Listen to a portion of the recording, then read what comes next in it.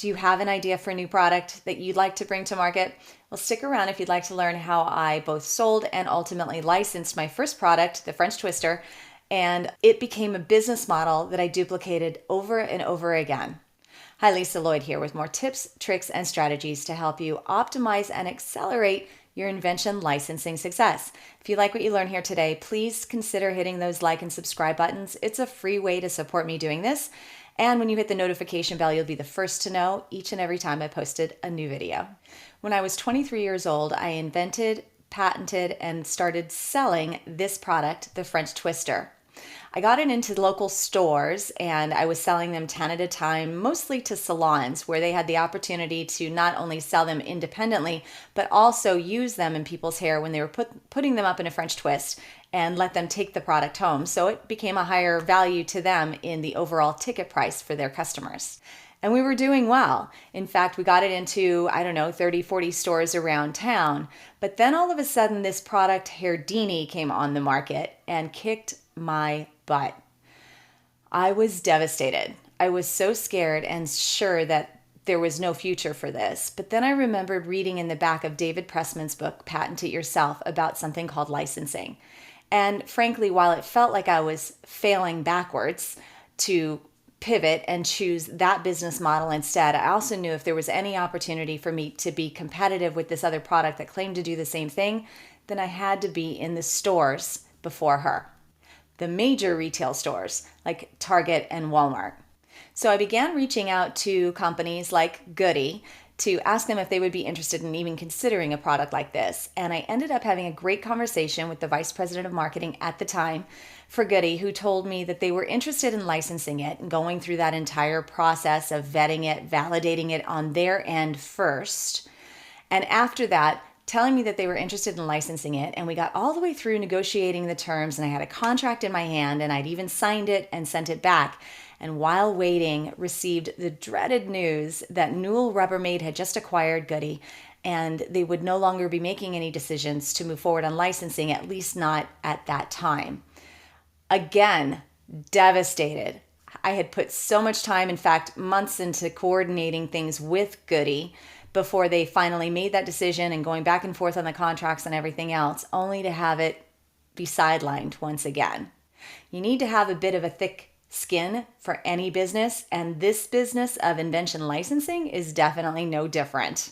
So once again, I was at ground zero and I decided just to table the whole thing. I was so stressed out. I didn't think I could keep going. I wasn't sure if I could, but I knew that if I put it aside for a minute, I might be able to come back to it. So I continued to work my job. And one day my mother called me and said that she saw a new product in the store called Skunky or Scrunchy. She wasn't sure how to say the name. It was Skuncy. And would I be interested in reaching out to them? So I gave them a call and lo and behold, it was around Christmas time. And so nobody was in the office except for the CEO of the company. Because I had him on the phone, of course, he was able to make a decision much more quickly than it would have been through traditional routes. It was almost like the universe was paying me back for the other two big deflations in my bursted bubble or whatever. And now things were greased and it was just moving along much more quickly. Now, one of the reasons that also went so quickly is because I was able to have an intelligent business conversation with him about it. We'd already been selling it into stores and I demonstrated how they were retailing for $12. I was wholesaling them for $6. And clearly this could be made for pennies and sold for $1 or $1.99 even, and there was plenty of profit margin in it. So I had demonstrated a solid business case, and that made his decision a lot easier. I just want you to keep that in context as I give you the timeline on my deliverables in that particular example. So he was very interested and sent me a contract. He immediately asked me to stop talking to anybody else. When we closed the deal, I had my first check for $20,000, which was an advance against future royalties in that case, and what would become a business model for all my ongoing and future products. Now, here's what's really interesting about this. After I licensed it, my mom did some publicity and it got picked up, not just locally, but it even went out over on some national news networks. And I started getting phone calls from people asking me what I did so that they could repeat the process.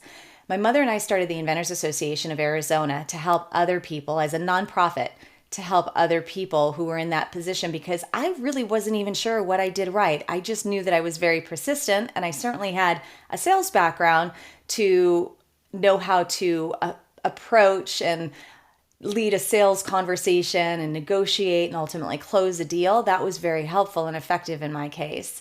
But I really wasn't sure what all the other steps were that made me successful. And that organization has helped a lot of people over the last 30 years almost with understanding the steps to take.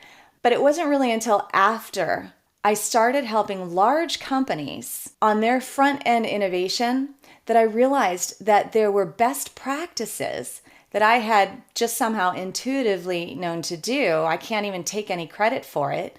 And that those best practices were formulas that I could repeat for you based on my experience and knowing that they really do work. So in this video, I share my 5-stage gate process, as well as I have a 1-hour free tutorial. I'll drop links to both of those in the description below for you if you'd like to review them.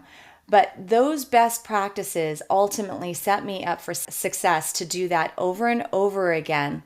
For me, I just really enjoy the front end of innovation, and that is breaking things up, putting them back together, and making them better than all of the competition in a way that's dramatic enough to cause people to want to switch from whatever they currently use to the products that I invent.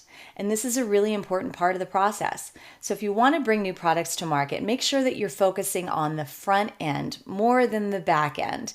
You can venture, you can license. There are a lot of business models out there that you can go learn from on YouTube or in books or even take courses.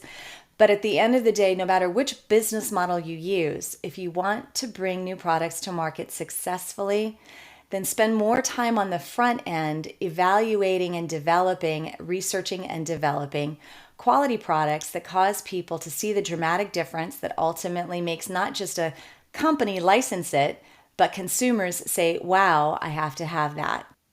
Clearly, licensing has become my preferred business method, and if you'd like to learn more about that, or even book a free call with me to discuss other venturing opportunities for you, I would be more than happy to do that. Don't forget to hit those like and subscribe buttons. Dare to dream and imagine what's possible when powered by innovation.